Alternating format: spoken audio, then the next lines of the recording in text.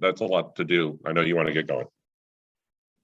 Yeah, so let's go ahead and proceed. I want to call the meeting to order.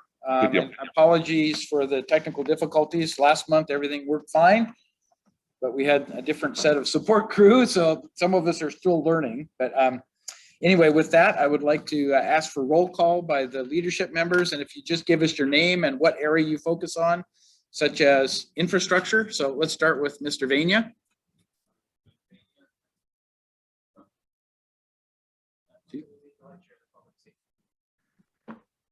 Sita Burgess, Healthy Communities. Okay. Richard Ross, Good Governance. All right. And John Davey, can you speak to us? Sure. This is John Davey. I'm the chair of the El Dorado Hills Area Planning Advisory Committee. We're a group of resident volunteers who review proposed development projects in El Dorado Hills and provide feedback back to the applicants, the planning department, the planning commission, and the board of supervisors. And John, we can't really hear anything in the room other than you at the phone, at your device. Okay, that's surprising because we all have microphones. So Sita, would you speak into the microphone? Testing. Yeah, it's faint. I can hear that. Okay, so we've got we got a microphone now that's really close. Can you hear that? I can hear you loud and clear. Okay. So Glenn, would you please identify what service you provide? I don't like this feedback. I believe that, yeah, Glenn jumped onto his other call. He's still in, but he'll be back in a minute. Okay, so Glenn represents economic development and Cindy is absent. So with that, I don't, let me look here real quick and see if we've got any other commissioners or committee members on the list. Okay, I am not seeing any. So the other member yes. Thank you, Tita. And we also have Tim White here with us, who's multifaceted, but APAC and also the El Dorado Fire Board, right? So, okay. With that, let's move on to adoption of the agenda. Does anyone on the leadership team have any proposed changes to the agenda? No. Seeing and hearing none, we're going to move forward with the agenda. Public comment. This is the segment of the meeting that we would encourage anyone who would like to bring up an item that is not on our agenda, either a comment or a question for our leadership team. You're welcome to do so, and I'd ask that you speak from the microphone. Okay, all right. So do we have any public comment this evening? All right, we do have a hand up from Wayne Lowry. Wayne, you should be okay if you unmute yourself. Can you hear me, John? Yes, you're fine. Go ahead. Okay, I see you had a couple information items on the agenda, and I was just going to add the county's Park and Trails Park and Recreation Commission is going to do a tour of District 1 park facilities on August 23rd. It'll start at 9 o'clock and we'll be meeting at the Community Services District office and going from there. So anybody that's interested is welcome to join us. Thank you.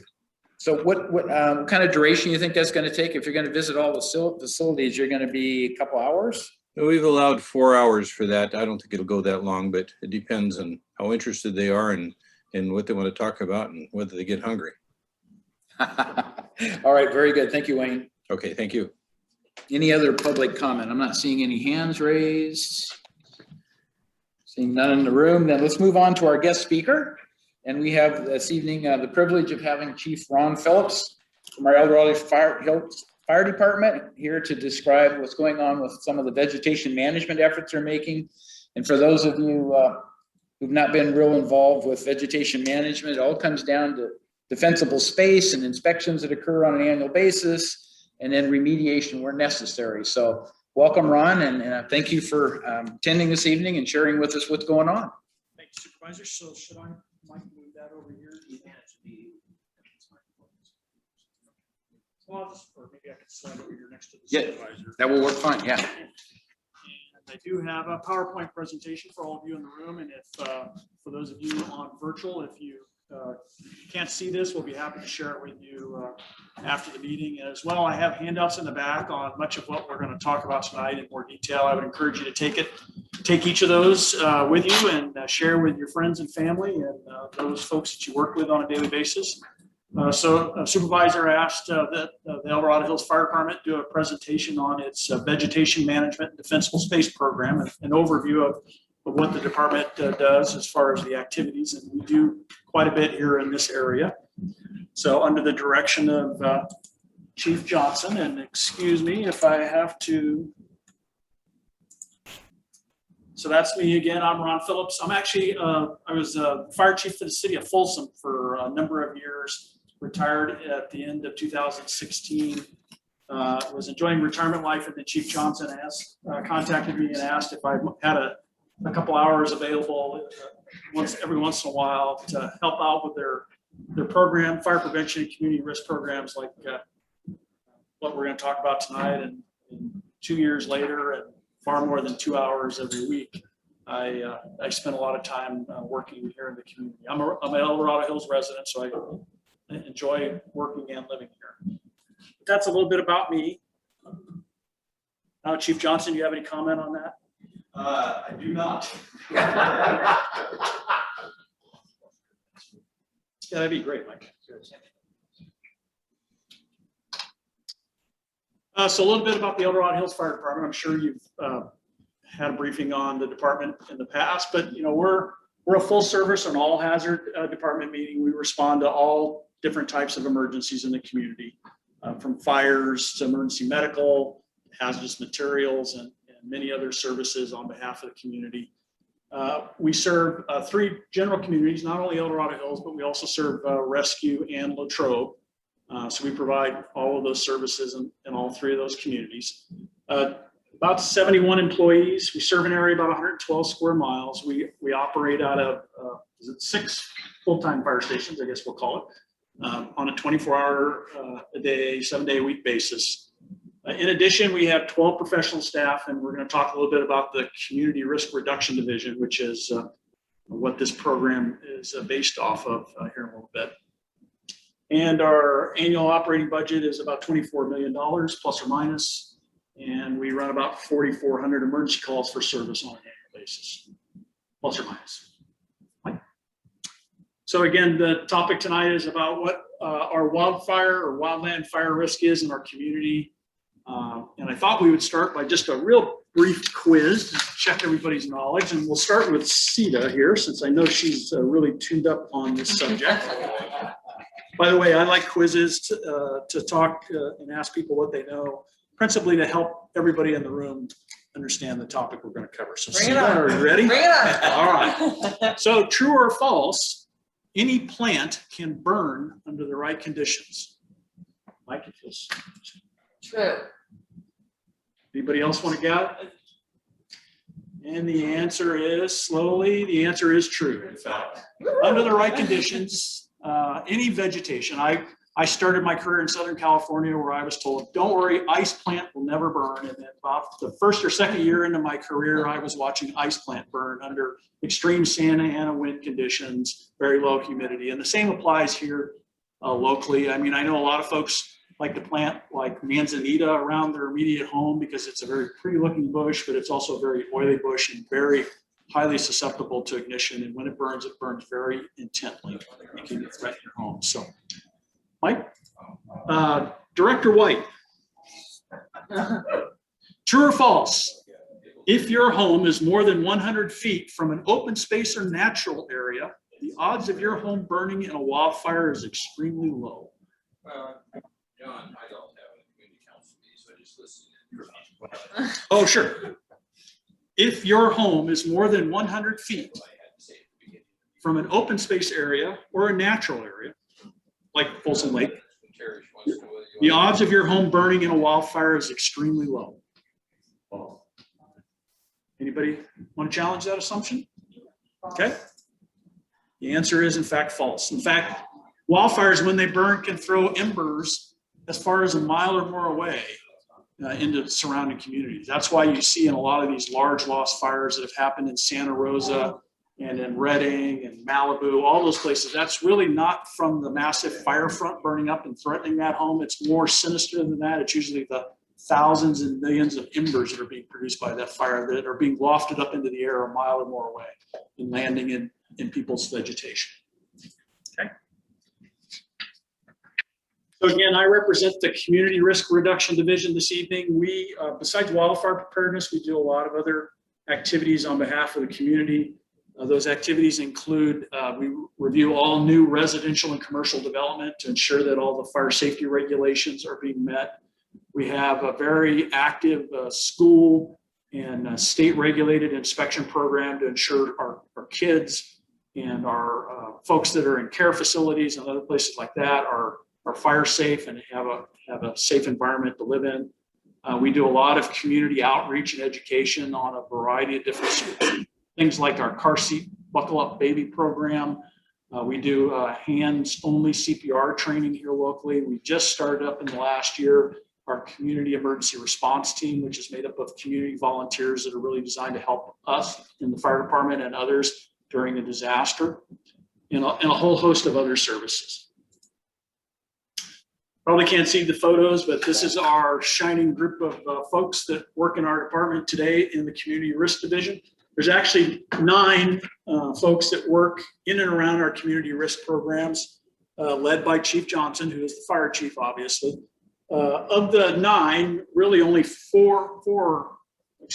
of them are full-time employees. The other 4, including myself, are either part-time or seasonal employees of the department. So we don't work year-round, but the core group does. Again, difficult slide from that distance, but when it comes to wildfire preparedness activities, we have been seeing a significant increase in the number of inspections and community contacts that we've been doing.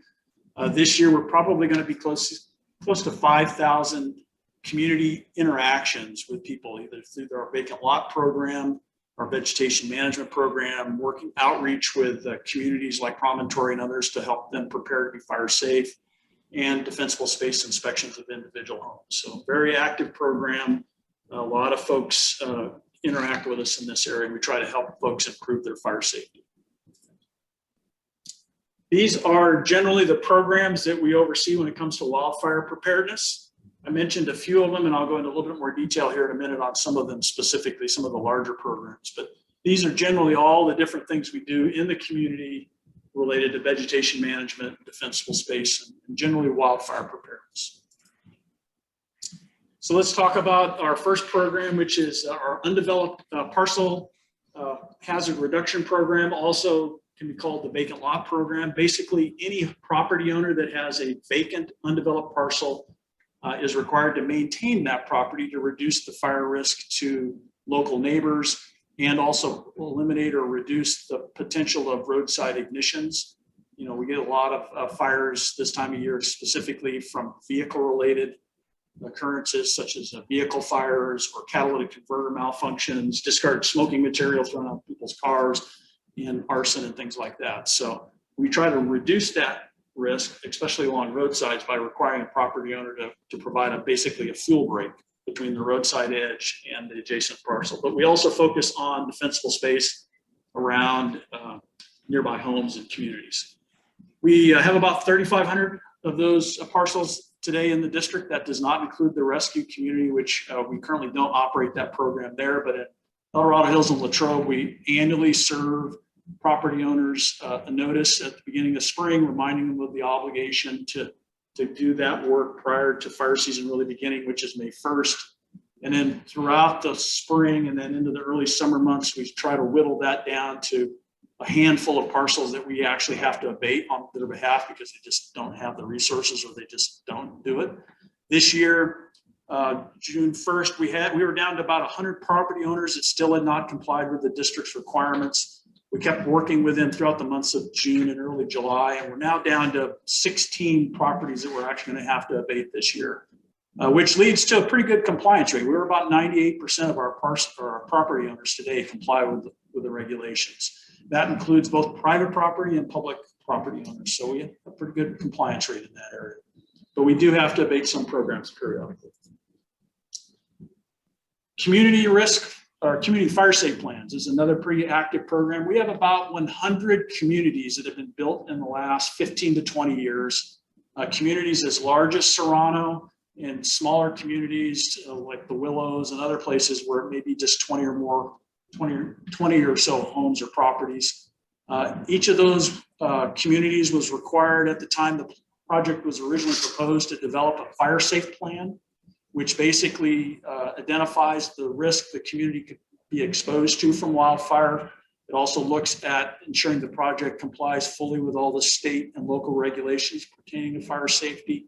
And it also, more importantly, it provides guidance to the homeowners associations on how to maintain open spaces and open and common lots that they own to make sure that they are also fire safe.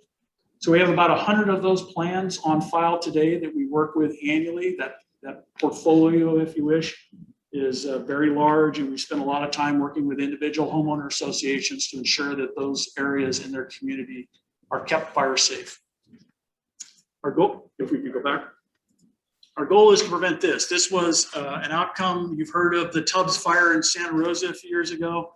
This was, I don't believe this was Coffee Park. This was another subdivision in Santa Rosa that had been built about 10 years prior to the Tubbs fire in 2017, I believe it was, 17, 18. But anyways, Santa Rosa, fairly urban, suburban community, but this is an example of how fires can spread.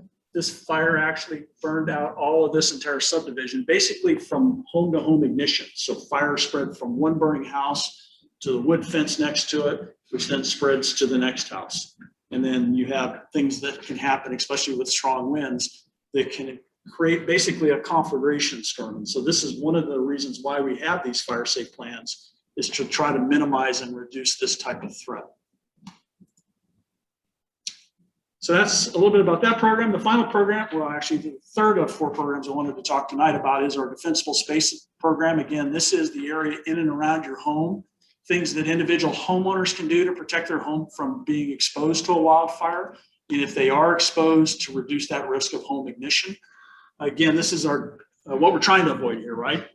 This is in essence a photo of home-to-home fire spread that I mentioned earlier, how a fire can spread from one house to the other. Things like the cypress trees that kind of line between the 2 properties are a natural cause of fire spread from home to home. So it's those types of things that are of concern. You can see the 2 homes are fairly close in proximity to each other. Once a home is ignited and begins to burn, anything within 100 feet is susceptible to radiant heat, which can then cause wood and other combustibles to easily ignite, and then it spreads from that home to the next home. So these are the types of things we're avoiding. The photo on the right, a lot of people assume that's how, if they lose homes, that's what they're going to see, because the vegetation within 100 feet of their property isn't being properly maintained. You can see that house, which sits on a hill, which is naturally prone to fire risk, is surrounded by heavy chaparral and vegetation, which then it directly exposes that house to really radiant heat and other flame methods, which can easily cause it to be lost. So the key is to reduce that vegetation within 100 feet of a home. Okay. But your home is actually the #1 cause of home ignition. In fact, the roof area and the rain gutters where leaf clutter can accumulate is actually the leading cause of most homes being lost in fires, because the roof is the greatest area of exposure. And as the photo to the right shows, they did some testing with embers. And what they found is that it's the fires that start in the leaf material along your rain gutter or on your roof, or it's the plant and bark materials immediately within 5 feet of your home that are the most likely factors to why you lose your home in a fire. So that's why we really focus on defensible space in 3 different areas. We'll talk about that here in a second. Things like attic and roof vents are a natural source of allowing fire embers to get into your attic area or underneath your house. So we always recommend mesh screening. And again, the handouts in the back go in far greater detail on things that you can do to reduce that risk. But they're simple things. They're very inexpensive in some cases. So eaves and soffits are a natural area where fire can collect. Window openings, most people have dual pane windows here locally, but what they don't really recognize is if a plant is directly underneath that window opening and that plant begins to burn, that dual pane window glazing will not last more than about 2 to 3 minutes under direct flame exposure. So it's really important. It's a combination of avoiding plants near window openings, reducing the fuel load, and making sure you have at least dual pane windows along the house. Siding and decks are another potential problem area, as well as combustibles around your house. So things like plastic furniture, firewood piles, other materials like that that are within 30 feet of your house can actually easily cause the fire to spread from that burning material once it's ignited to the home. So we urge you to keep that stuff at least 30 feet or more if possible. Excellent. So we basically focus on 3 areas of defensible space.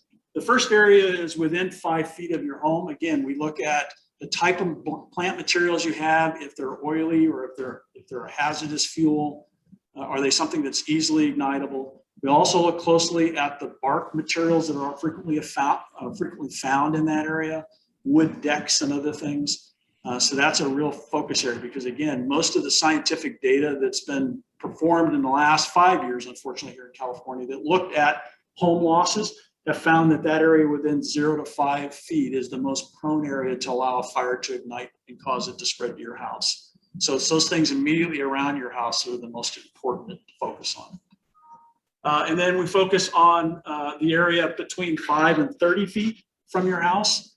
And that's, again, the types of shrubbery, the types of vegetation that you may have, what type of plant materials you're using, as well as making sure that dry grass is cut down to 2 inches or less. That if you have a chaparral like manzanita, that you increase the spacing of it. If you live in a rural area, that you factor in topography that might require that spacing to actually be increased. And then finally, the last area is really that 5 to 100 feet where we look at the overall shrubbery and the tree canopy and stuff like that to make sure that tree limbs are limbed up off the ground at least 6 feet. That, again, the tree canopy is actually the spacing between trees is increased to keep the fire from spreading from shrub to shrub or from tree to tree.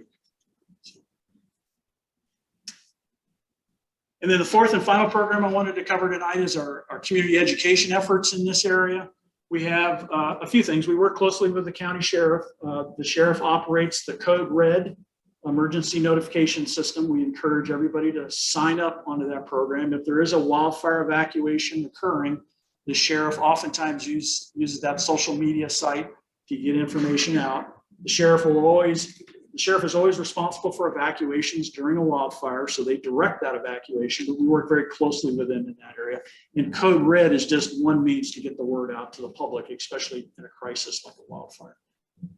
We have another program we operate here locally called the Ready, Set, Go program. There's some information on the back for you to take, hopefully tonight. A lot of folks have time to prepare for an evacuation, but they don't know what to bring. They don't know what they should prepare for. They don't know what medications and stuff like that. So that's a great guide as far as preparedness activities, preparedness steps that you should take before that fire does happen and before an evacuation occurs and you have to go. The last piece of that is we always recommend homeowners have what's called a go bag, which basically is taking all of those items that you think are really essential and you collect them in one spot and you keep them. And if there is an evacuation order, that you can take that material with you, especially when you're dealing with pets and children. Oftentimes you forget, well, if I have to leave my home for the next 72 hours, what medications do I need for my pets or my kids? Or what other things are important for me to have? So that's a good education guide. It's a good tool to use when you're setting that up. And that's the end of my presentation. I'll be happy to answer any questions the group may have. All right. Well, again, I encourage you to, I'll take that. Oh, wait. Okay. One question? Sure. Okay. You mentioned certain ground covers. Given the way we landscape in California, it seems like we landscape to encourage fires. What type of ground cover for someone who may be starting out would you recommend? You mentioned ones that aren't good, but what are?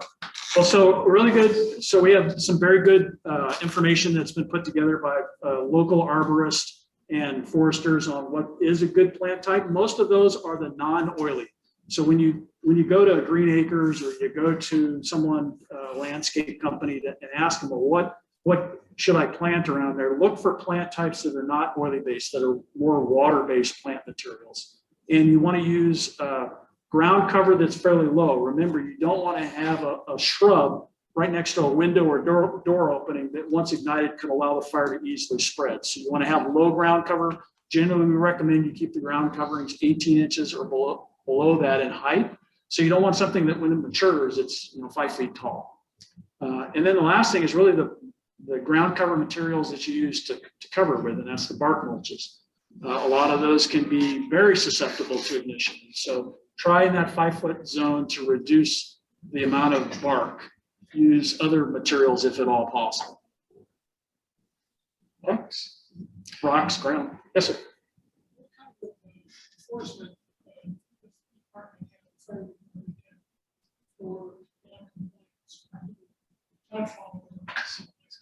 So on our defensible space program, we actually work closely with the county on enforcement. Obviously, we always try to educate the homeowner first. We work really hard to help them understand the danger that their property may have and try to work with them to address it. But in the end, if we can't get compliance on our defensible spaces inspections, we then ultimately forward that to the county Vegetation Management program for the enforcement tools that they have in their arsenal. I've lived here for 33 years. My property has 2 roads. Which is mostly wildland. So when I come up to pick up trash, even outside the property line, about 200 or 300 sewer residents. Along these 2 pieces of street. Right. There's really no defense for it. Other than increased awareness. Increased awareness is probably is always our first effort. I mean, there are laws that prohibit the discarding of burning objects, but that's again an event that has to be witnessed. There has to be a complainant. And so that can be very difficult, but I mean, that is the legal remedy if that occurs. But it's mostly about education and outreach to folks about the danger of that. I struggled with this. I don't know how it's a community somehow influence that. Yeah, I guess. Yeah. One could work with school kids, the second grade, let them drive. Right. High school kids, my kids are 50 years old, so.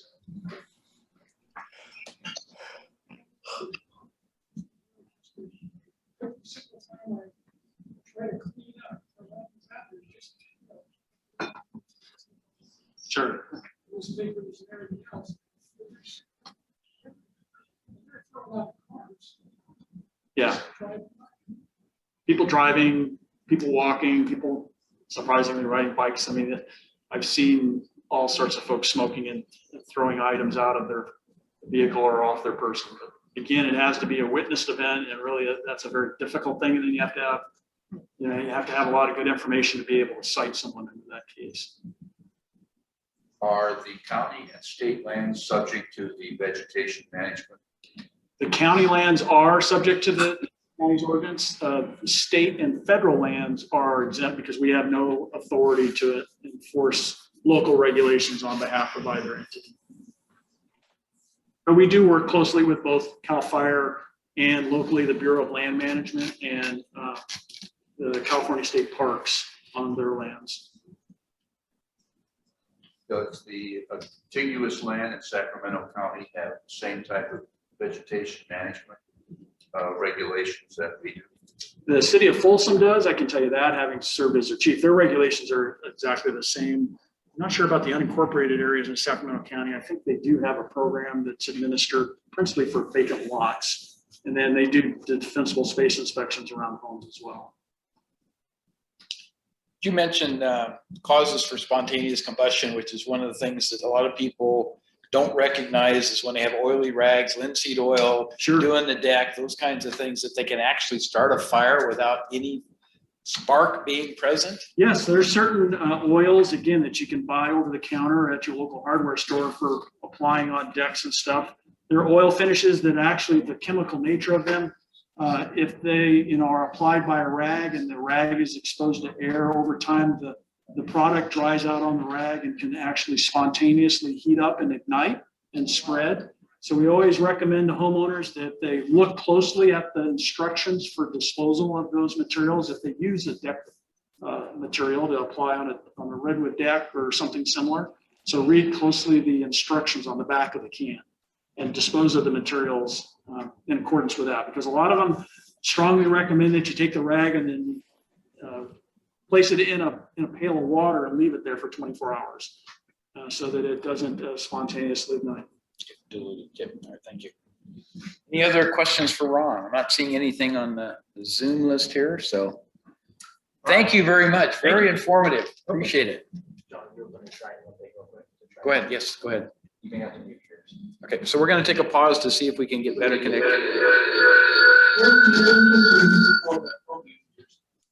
Yeah, it's muted. Can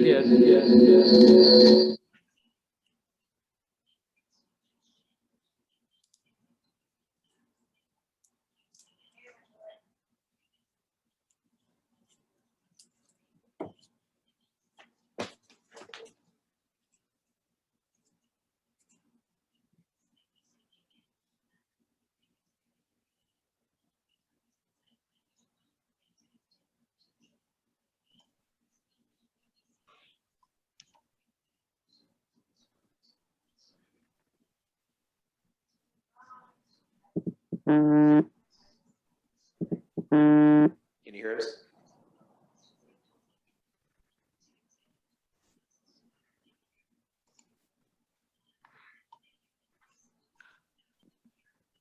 Hey, John David. I can hear you. This is Glenn. Oh, good. Thanks, Glenn. Yeah, I can hear you as well. Okay, very good. And so I think we've got our connectivity that we've tried to get at the first meeting. So thank you, Chief, for doing that. So with that, we're going to move on to Supervisors Communications number 5. I've got 4 items here, and I want to add one more.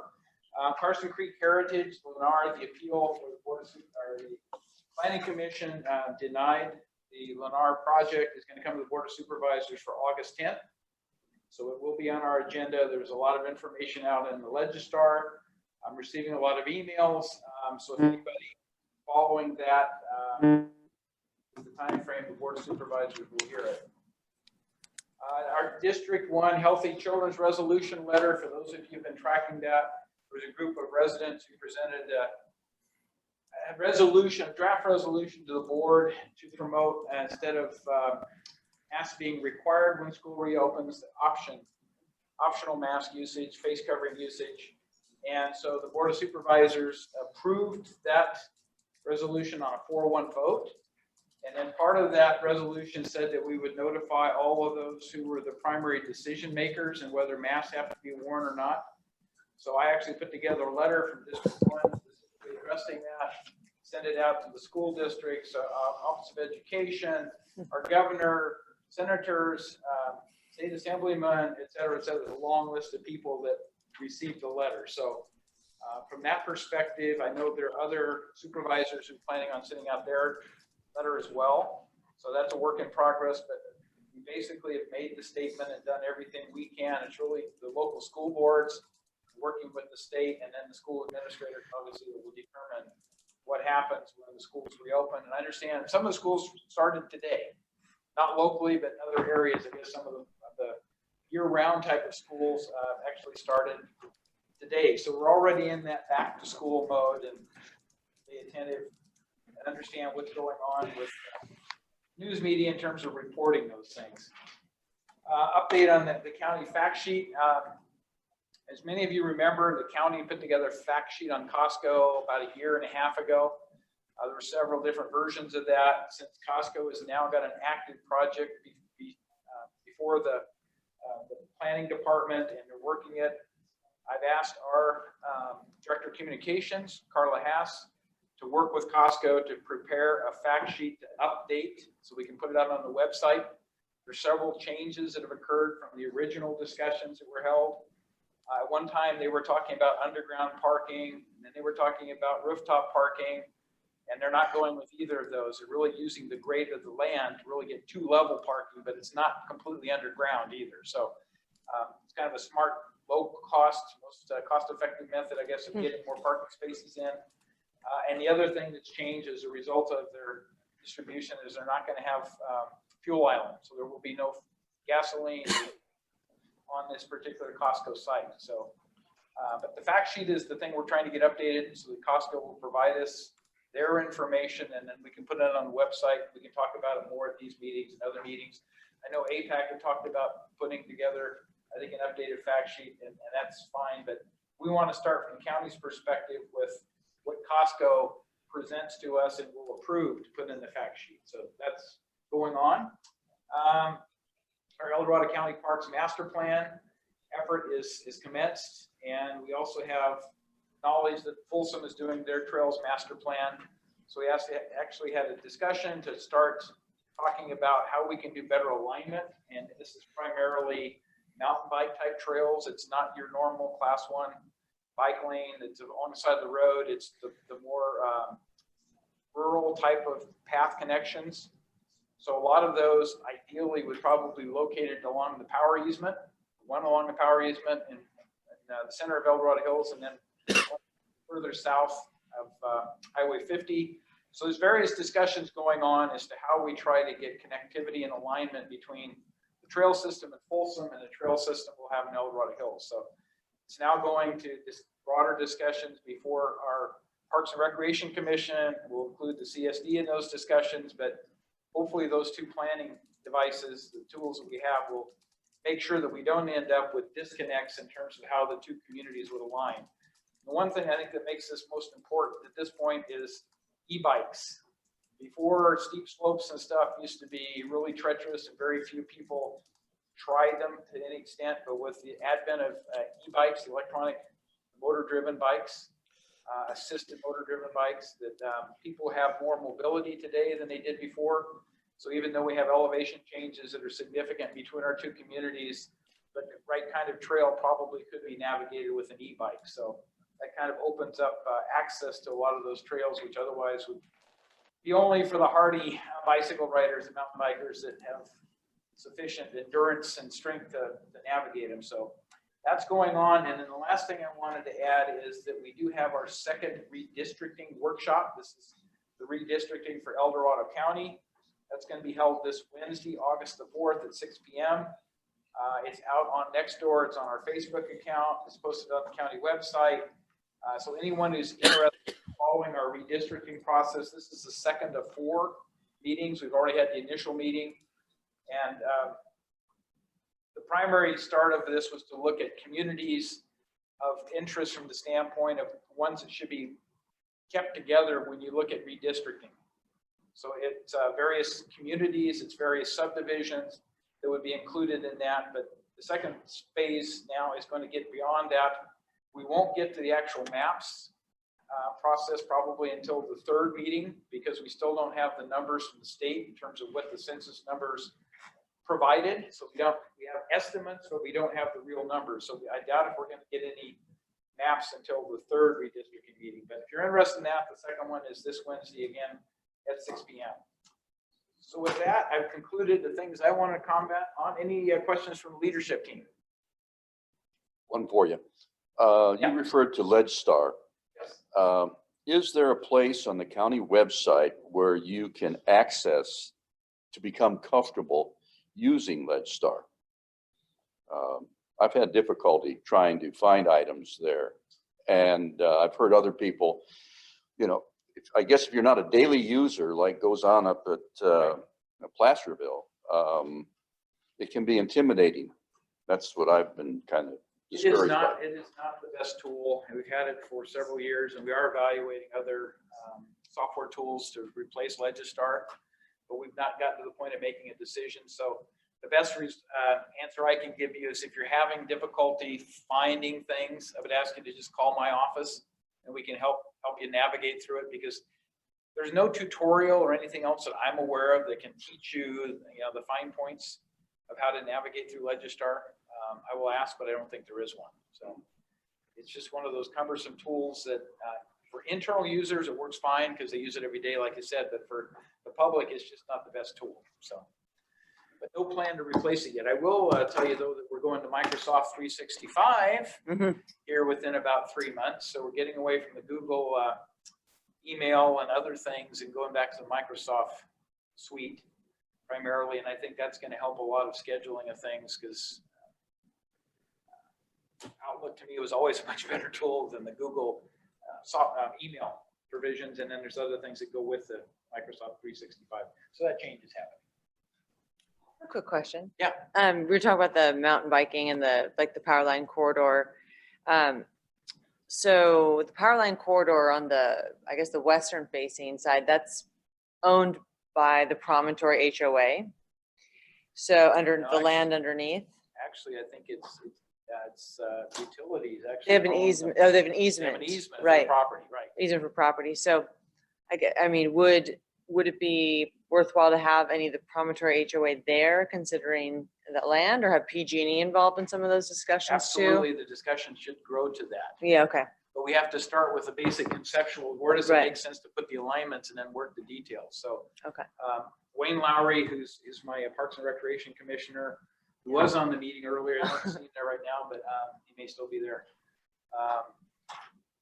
The good news is he was part of the CSD Board of Directors. He was the executive manager, general manager of the CSD for many years.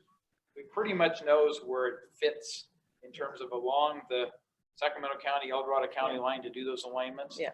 And they were talking about at one point in time a mountain bike training facility that's underneath the power lines right off Elder Hills Boulevard going in. So various things have been considered in the past, but I don't think anything has been approved at this point. So it is a planning document, but yeah, the HOAs need to get involved. Everybody that is a stakeholder ultimately needs to get involved. But the thing we ought to at least one to start with is, where does it make sense to put these things? Yeah. You know? And I think ideally there would be one along Green Valley Road that goes into the Bureau of Reclamation land, where you could come off of Sophia Parkway and stay off the roadways and go down to Folsom and into their Rayleigh Shopping Center down there without having to get out on the road. Yeah.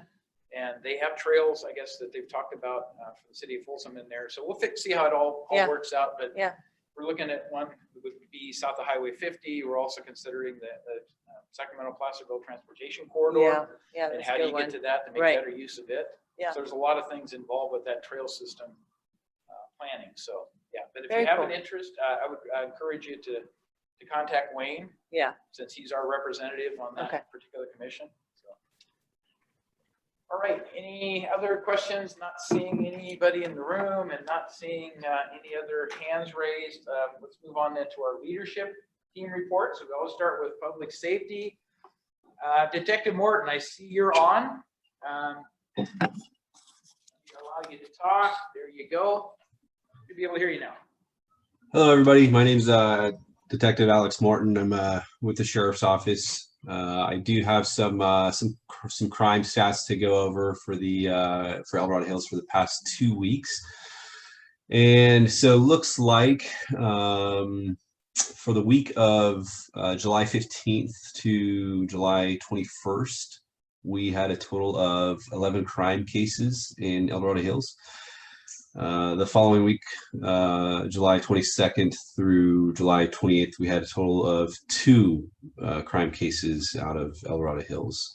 I do apologize for whatever reason. I don't have the makeup of what those were on the first week, the week of the 15th, those 11 cases. So I don't know all of what those were. I only have the second week, which actually were both drug related. They were both drug related cases.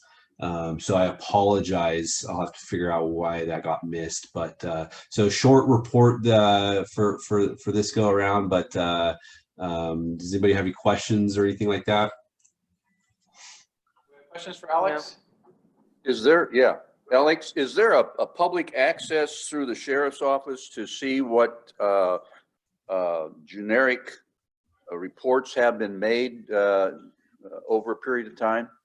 There is a crime mapping tool on. I believe it is accessed through our website, and I don't know exactly what it's called. It's a crime mapping tool, and you can go on there and basically it's like a Google Map type of sort of function, and you can look to see the area. It gives you a general area of where and what crimes were reported in those areas. Thank you. You're welcome. I'm not seeing any other questions or comments for Alex, so thank you very much, Detective. Appreciate your attendance again. Thank you. You're welcome. Andrew Brown, are you on with us somewhere? I'm not seeing you here. CHP, is there anyone representing the California Highway Patrol with us this evening? Okay, seeing none, we'll go back to fire. Yes. Okay, excellent. Well, thank you. First, I want to thank Chief Phillips. He's not here anymore, but obviously he did a great job presenting the department's commitment to vegetation management. And then the chief back there, fortunately, is here, but really the department's aggressive commitment to vegetation management really started with Chief Moe and his vision to change what was a term used as fire prevention to community risk reduction. And Chief's done a great job. We've really invigorated that program, and a lot of stuff in the last 2.5 years have gone in a good direction, I think, for the benefit of the community, and just being aggressive with vegetation management. And that was really the chief's vision that he's putting in play. So we're proud of that, and it's working well. And I think it's helping our citizens with their safety and their home safety, and preventing the loss of certainly property and life. So that's a good thing. The other thing is, is OES response and the big fires that we're seeing throughout the state, specifically in the forest. The forest fuels are as dry as I think they've ever been. There's statistics out there that vary, but the firefighters, I was gone for 23 of the last 40 days or so, and a lot of the people that have been on a long time, the firefighters with a lot of experience, are saying they've never seen the trees this dry. So what's happening is you're getting these storms, you're getting lightning strikes, and because the fuel's so dry, these lightning strikes are now becoming big fires. Our crews, we've had between 8 to 10, depending on the time of the last couple months, of people out since June 30th. We've been at the lava fire, the salt fire, the Tenant fire, the Beckwork fire, the Tamarack fire, and now the Dixie fire.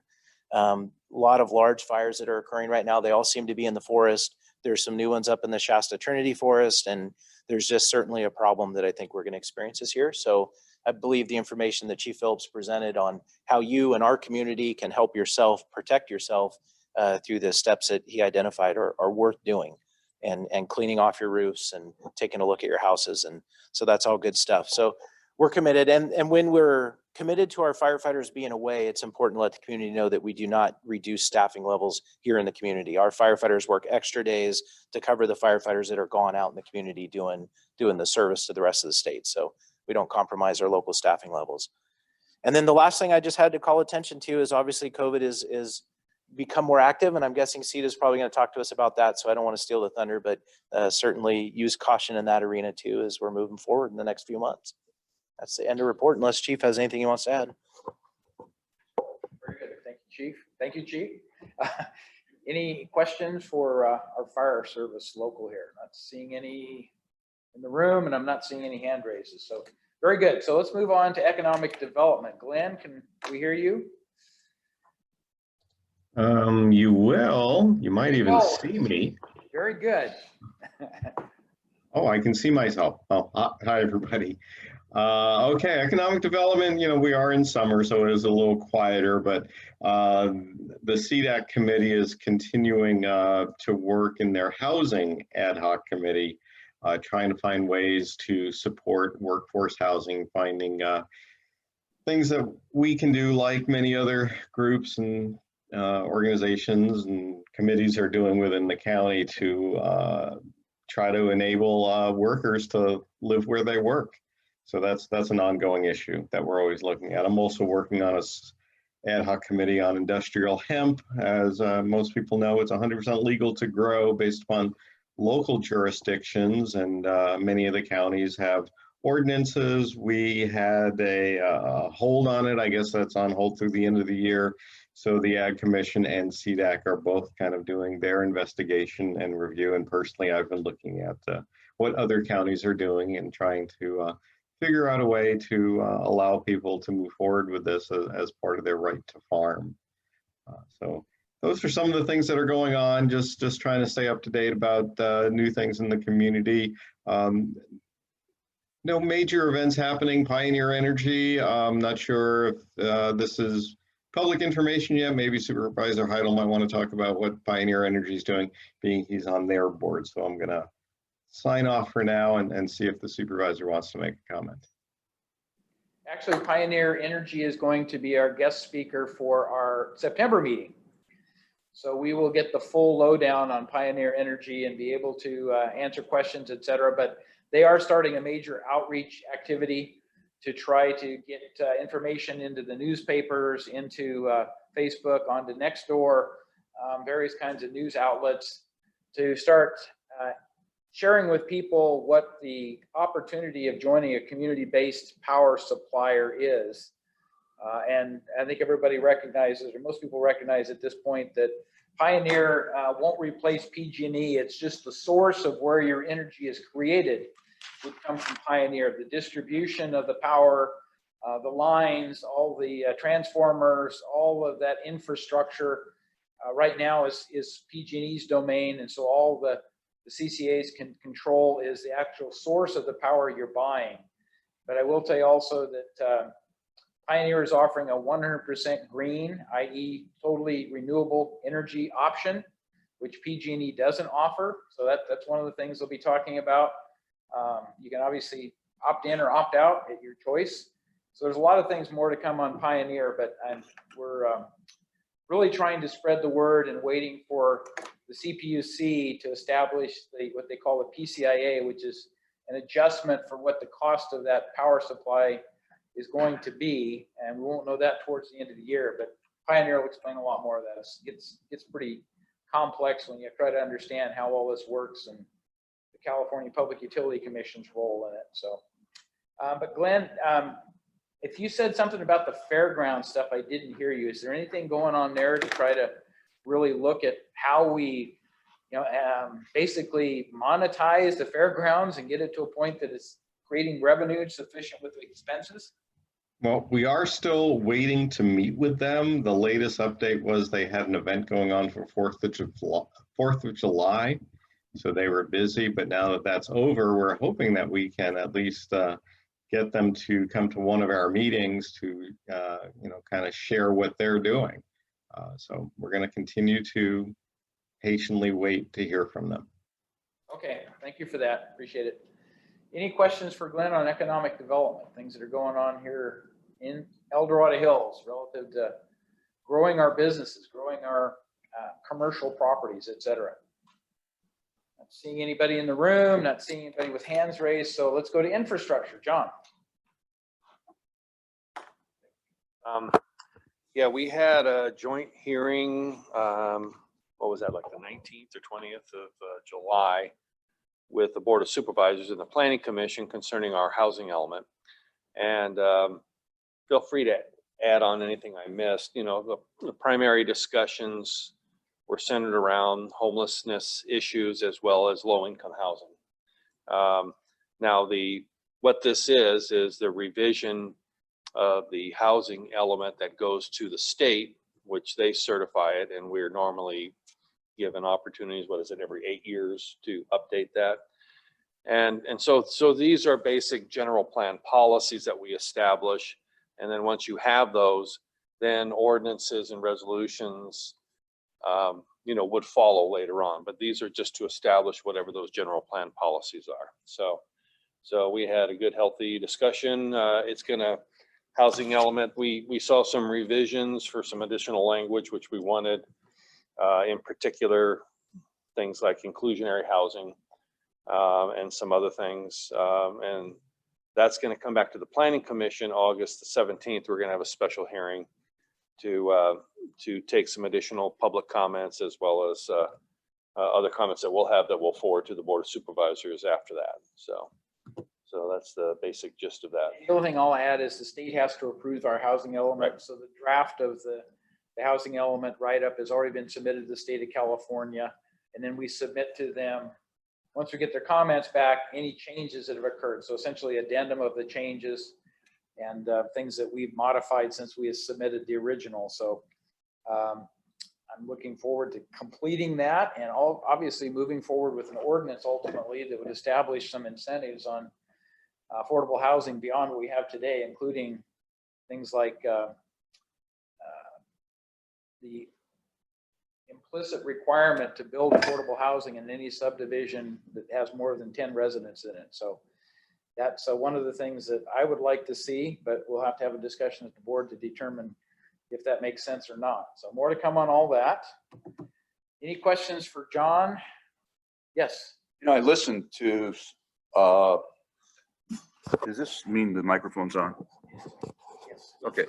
I listened to the joint meeting, and it seemed like it talked around a very major issue.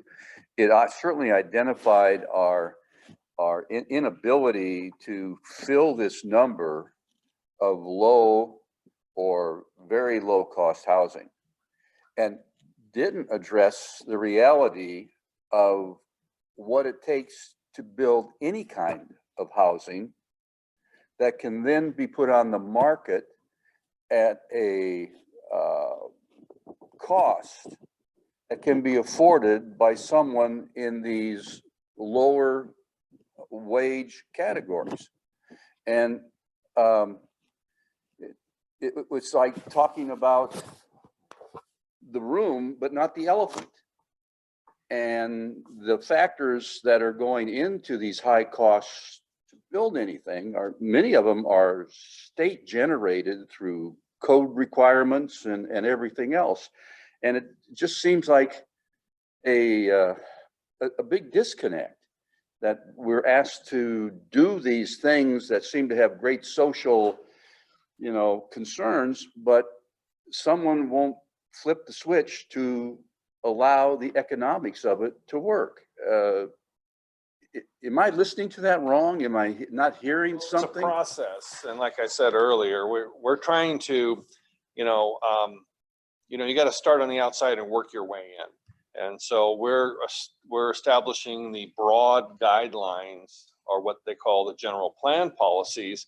And as Supervisor Heidel alluded to, how we're going to get there, how that's going to be manifested, that's the nuts and bolts that are going to be worked out in through ordinances and resolutions. How do we get there? But we need to have the broad context, because if we don't have that in our general plan policies, then we can't go forward with these specific resolutions on how we're going to get there. But we're just trying to come together as to what's the direction that we want to take, the broad approach, getting in the right direction, and then the more specific direction and those policies that come forward after that. So it's a process. So there's three things that I think that are opportunities in that regard. The first one is inclusionary housing, which John referred to, and that was the other reference.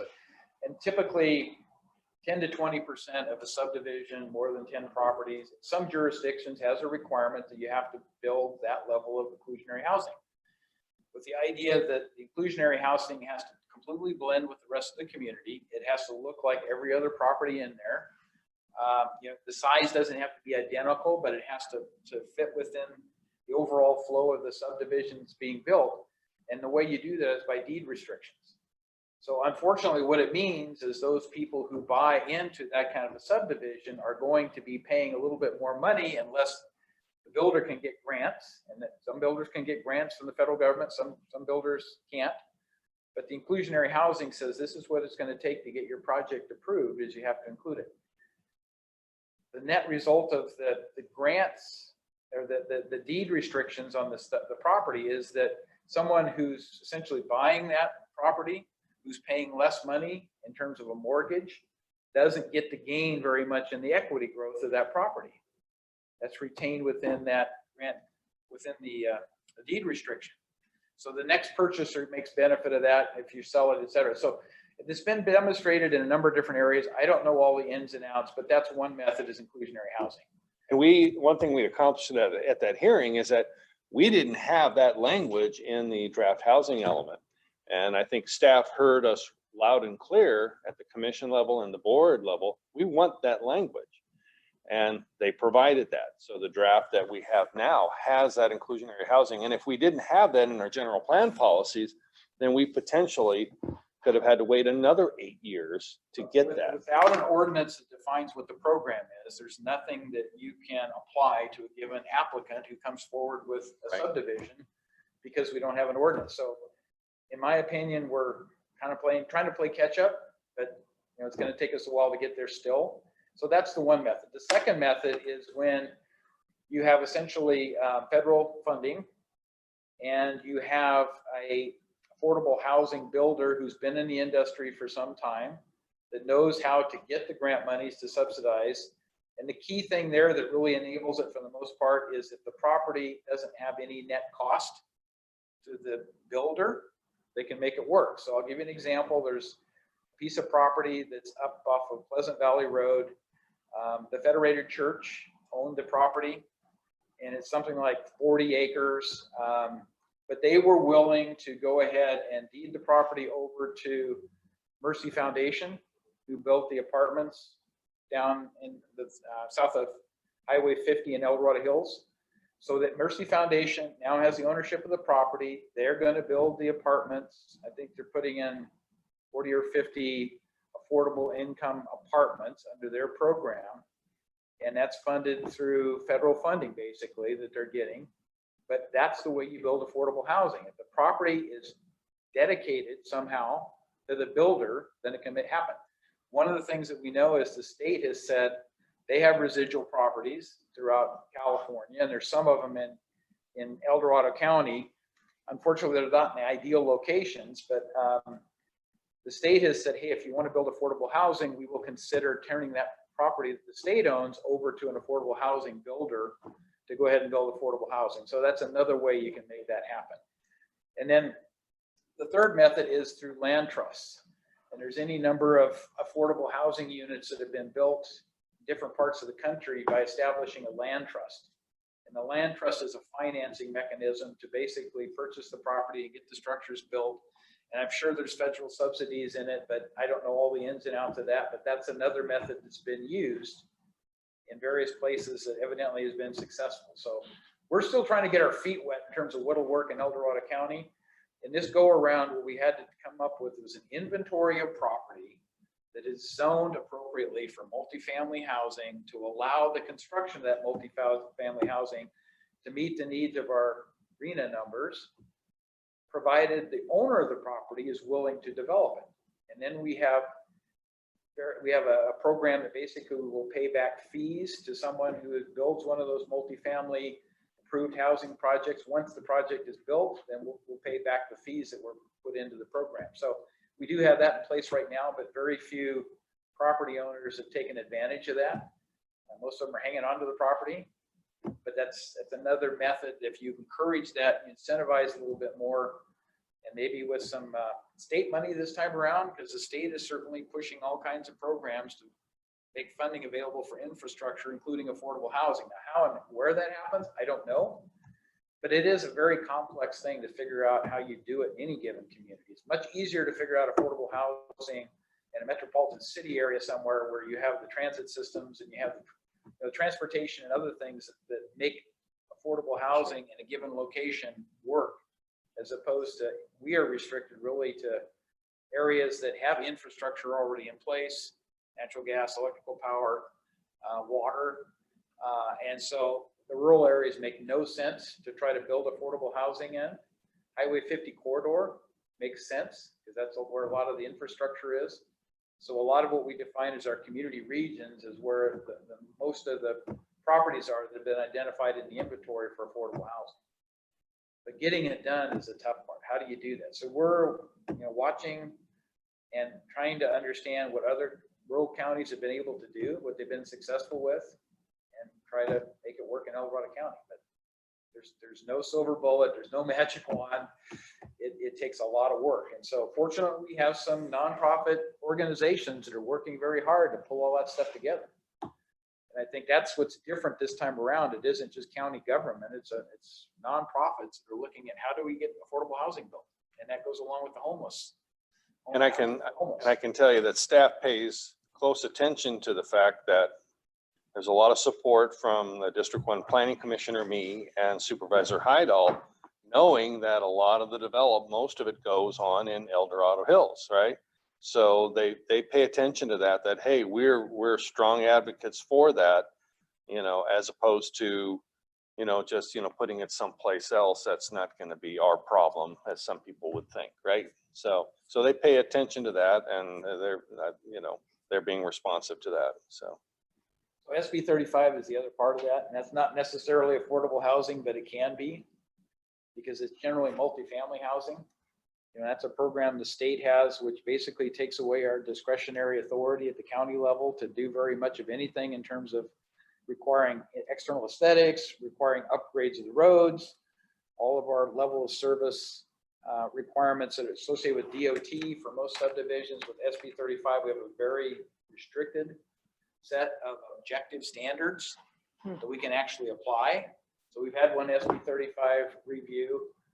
And the reason you get to that, So the reason you get to SB 35 is because you haven't met your affordable housing numbers. If you meet your affordable housing numbers, you get to have that discretionary authority back. So that's another reason for us to be proactive about this, because we don't want more and more of our land use authority taken away from us. And that's what SB 35 is. So there's more legislation coming to do it. So either find a way to do it on your own, or the state is going to ultimately decide how the affordable housing goes in and where it goes in. So neither one of us are in favor of that, but we do have a lot of work to do. So any other questions for me? General planning commission stuff? So, okay. Great. All right, very good. So let's go on to good governance. Richard. Okay, John had mentioned that as the board had a strategic planning meeting on July 16th, and I observed the several hour session, and I would say that the 5 supervisors seemed to, I think, welcome the occasion to talk about how they engage in doing their job. They didn't talk so much about the jobs they were doing, but how they go about doing them well. And I thought it was kind of an interesting discussion. It was kind of like, in some ways, a group of mechanics getting together and not talking about how you fix the car, but how they get organized to do it.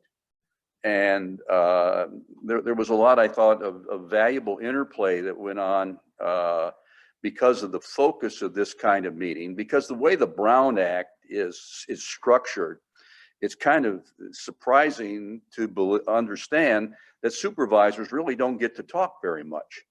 They have to be very cautious in the conditions and the circumstances, so they don't become accused of having formal meetings, if you will. And I think there was kind of an interesting point at the outset that fundamentally the Board of Supervisors only accomplish matters when it works together. And I think many of the individual citizens in individual districts can have a particular view on a matter that they really want a certain way, yet their supervisor is only one of 5. And you cannot necessarily get everything that one citizen or a group of citizens wants without the combined effort of all the supervisors. And looking ahead, I think it's going to become very interesting how the redistricting impacts where the supervisors' areas are, because I know when I got here 30 years ago, we were kind of a rural county that dominated the kind of urban areas. And now I think we are going to be shifting to urban areas on the Board of Supervising, having more dominance than they've had before. And I think how that will play out in terms of governing policies and objectives and what have you will be quite interesting to follow. I think they made a good point during their meeting as to the give and take between trying to establish the strategic goals they have and then deal with the immediate problem today that comes up that has to be dealt with. And they identified how COVID kind of just put everything in a lockdown in terms of what they could do and what priorities were and what had to be done, and all the other issues that were big issues 3 months prior all of a sudden become kind of secondary. And I thought it was a good interaction, a good engagement amongst them. I think they identified some of the concerns that they have is how do they best inform the public about things? How do you get the word out?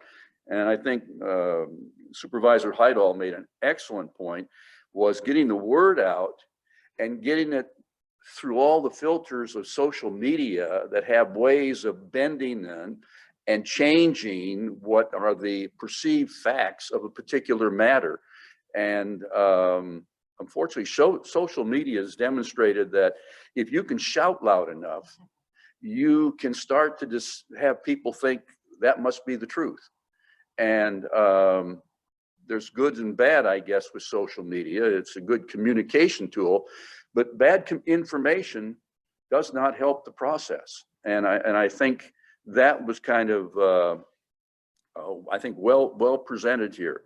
I thought the supervisors really got engaged in something that must be kind of their pet peeve, because they really got wrapped around the public comment portion of their meetings and how sometimes that will kind of go in a pretty wild loop when everybody has something to say about something and everybody says the same thing 100 times.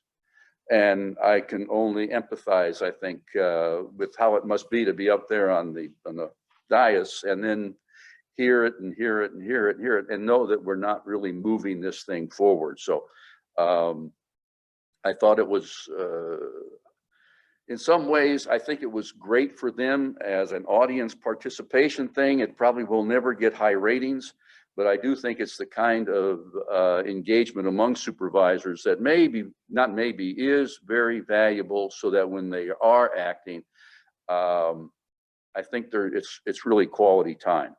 If you want to add anything, John, certainly. I've always looked at the Board of Supervisors as being just another team that is trying to accomplish common objectives. I mean, we'll have differences of opinion and stuff, but we're a team. The difficulties you mentioned is with the Brown Act, you can't have regular conversation. You can only talk with one other supervisor on a given subject that's coming before the board for a hearing or a decision, whatever it is. So you don't necessarily know the thoughts and the ideas of the other supervisors unless they previously made a statement at the board meeting, you know, when you do have the ability to hear what they have to say about something. So it's always kind of going in and listening and trying to understand, all right, where is their view of this different than mine? And do I need to adjust my perspective because of their perspective of what's going on with a given situation? Because most of the time you're not real close to any one given situation, but maybe another supervisor is. So things in my district, I'm really close to.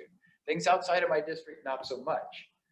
So I really look at this team aspect of listening intently when one of the other supervisors who has a project maybe in their district has issues with it, to try to understand, do I agree with that? Do I disagree with it? And ultimately it comes down to a vote typically, and you have very little time to really share ideas in those board meetings. Because again, you can't talk about it ahead of time. You read a lot of email, you get a lot of inputs from different individuals and the public, but you don't really get to understand the full perspective of the supervisor's view of it, with the exception of one other supervisor. And sometimes we're pretty disparate in our thoughts on things. But no, I've always looked at it as a team, but it's not the team from the standpoint you can all get together and huddle and agree on something. You have to maintain the Brown Act restrictions. So, yeah. But thank you, Richard. I appreciate the comments and for listening to all of that. But I do think we keep getting better, and we're building with the two new supervisors, I think, better rapport, better understanding of how we view things and some of the things that we think will be more effective in terms of the way we conduct our meetings. Just as an aside, it was interesting to listen to the newer supervisors, because it sounded like there might have been some initial question as to why do we have to get together and talk about our job? Let's just go do our job. This time, I thought I heard a greater appreciation for talking about how you do the job. And that was at least my impression. I would agree with that. I think we did a better job of kind of coalescing our thoughts a little bit better and have I think, more common vision of how we need to move forward. We'll always have disputes and we'll always have disagreements, but at least we can do it with full knowledge that we're taking the best information available and trying to look at the greater good for the whole, all the residents of the county, and not just the specific district. So, any questions for Richard on our good governance stuff? Not seeing any there or online. Okay, let's move to healthy communities, the one I've been waiting to hear about because it changes daily. COVID. All right. Well, I wanted to add in something other than COVID this time. That's good. That's good. Yeah. So I'm reaching out to the homeless outreach team, call it HOT. I'm going to be meeting up. Want to do a ride along with them and everything, getting back to normal with COVID kind of, well, slowing down. Now we have Delta, but I spoke with the Opioid Coalition and we talked about how the pandemic really did increase substance abuse, mental health issues, and nationally overdoses doubled during the pandemic. And we do have substance abuse issues, and sometimes that's commingled into like the homeless population as well, but also a lot of these really toxic substances like fentanyl are showing up in the recreational drugs that kids are using at weekends, partying. They're buying they look like pharmaceutical drugs like pain meds or Norcos and these different substances, and even marijuana will have fentanyl in it now. So there's a lot more overdoses going on. They talk about how sometimes these drug dealers are actually testing their batches on the homeless populations, dialing in, so seeing how much fentanyl they can get away with before they start having overdoses and problems. And then they dial it back for their recreational users in other areas, which is scary. There's another group called the Sierra Harm Reduction. It's a really amazing group of people that are helping our substance abusers, them getting Narcan nasal spray out there. They're really focusing a lot on harm reduction now. So in substance abuse, it's about how to reduce harm. So reducing overdoses, giving clean supplies.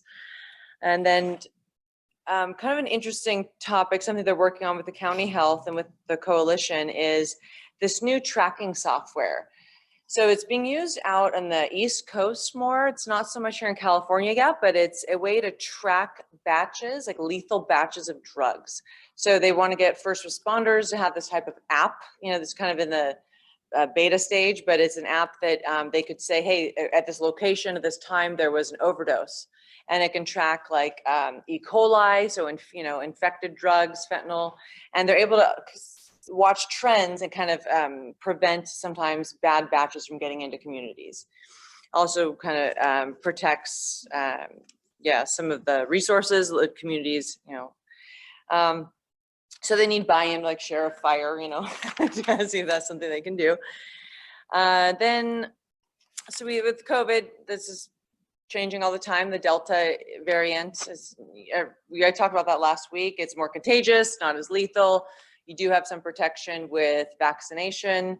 The same protections are showing to be true in terms of decreasing the severity of your illness, hospitalization. Right now, something like 97% of people that are hospitalized from COVID are unvaccinated. Then a lot of counties have just, in the Bay Area, have just put back in mask mandates. So all over the Bay Area, several counties are requiring masks indoors. So we're not there yet, but and then a lot of businesses are also, so government agencies, things like that are also required. That's pretty much it. I want to keep it short and sweet for today.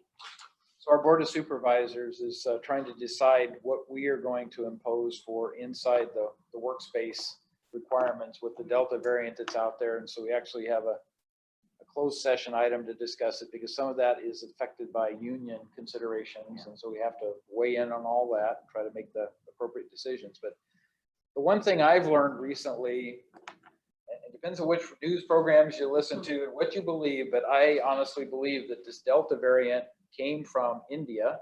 Yeah. And it turns out that when you look at global pandemics and those kinds of things, and you recognize that only 10% of the India population has been vaccinated, and then you have this variant called Delta that spreads very quickly and very rapidly, but fortunately is far less lethal. It doesn't do as much harm. It doesn't make people as sick as the normal, the earlier variants or the earlier forms of COVID, that you understand that we are going to perpetually have these kinds of things circulated. It's not like we're ever going to get past COVID's gone. We don't have to worry about it because it almost looks like it's going to be an annual event, because some of these countries with very large populations and the inability to vaccinate like we do will ultimately keep spreading things. And any number of people have reported getting COVID who've been vaccinated, the Delta variant of COVID.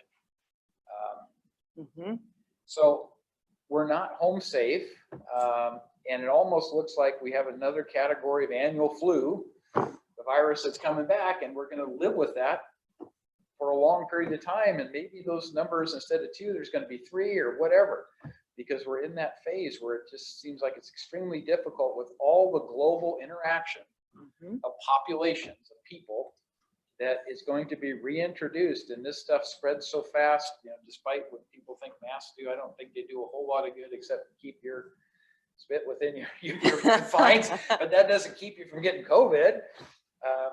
So anyway, I think we're just really starting to see the bigger picture, what this really means. And we're trying to put pieces of the puzzle together. And unfortunately, I just have concerns that a lot of the real data is not being reported to the American public. It's being constrained by certain agencies and groups, and it just makes you wonder, why can't we have the truth? But so. Well, and I never hear anything about natural immunities. Right. Nothing. It's Yeah. frustrating to me because I think I tell people, because I've had COVID, you know, I believe I'm better protected than anyone that's taken a vaccine because I've got a natural vaccine. And but I never hear anything about that. I volunteered at Kaiser Permanente that's doing a research study, and so I'm giving blood, you know, because they know that I had antibodies. So I was grateful to do that. You know, I've heard of other reports about people who have been vaccinated that have gotten it again. COVID-19. What was the source of your information of 97%? I'll get it back to you. I didn't write down my, yeah. Okay, it's in my because house, I so. think there was a study out of Israel where 60% of the people who got COVID again were vaccinated. So I'm hearing a lot of all over the map when it comes to that. So Even like UC Davis and the CDC in the same week had, of all the COVID positive patients, it was 80% of were Delta. So that's just the new ones popping up, and they are having breakthrough with the Delta for vaccinated patients too. Maybe I don't pay close enough attention, but I don't see, you know, in the headlines, you know, talking about fatalities. We know that it's not fatal, or it's not very fatal in comparison to what we experienced already, but I don't see those things broadcasted because I think those whatever news agencies make the conscious choice not to highlight that because they don't want to put out to the public, you know, not to take it seriously if they put that out front. That's the theory as to why it's going to spread. So if it's like we talked about this last week, if it's less lethal, it's not killing so many people, it's going to keep spreading more quickly. So if you have, you know, so not as many people are dying from that strain, so it survives and keeps going and going and going. You know, and we already have a new Lambda in South America is already now coming out. There's another one coming now. So it's just kind of, I think if you were to ask anyone, they'd like politics to be out of it, right? Right, 100%. Yeah. So one exception that you haven't heard anybody, Dr. Ben Carson has gone on and talked about the natural antibodies of having been exposed to COVID and what that does for your system. And there's any number of other people that are starting to comment the same way, but it's very low in the spectrum of what you hear in the news, right? And they don't treat it in our state with any consideration that if you've had COVID, you have the natural immunity, you have the antibodies built up, whatever a person has been vaccinated, that whatever they're required to do, mask or not mask, it should apply to the same people who've had COVID, confirmed COVID because of the antibodies.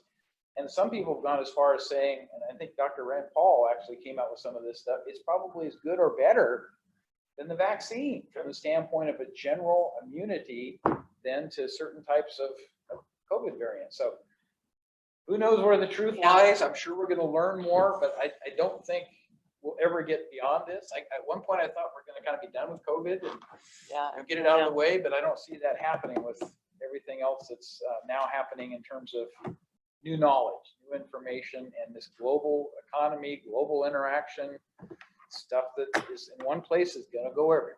Well, and they say it's as contagious as chickenpox, the Delta variant. And if we remember back in the days when you heard that, you know, some friends of yours had the chicken pox, what did you do?